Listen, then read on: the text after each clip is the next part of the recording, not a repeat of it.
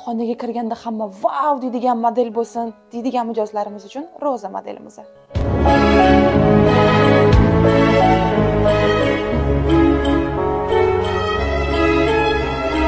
Bu modelimiz ham shampan rangda, ham orexoviy rangda qilib ishlangan. Ko'rib turganingizdek, 6 ta eshikli shkafi bor, 4 ta oynasi, juda ham chiroyli roza printlar bilan ishlangan.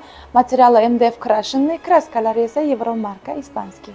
Modelimizning orexoviy rangi oq rangi bilan bir xil qilib ishlangan, faqatgina roza printi tushirtirilmagan.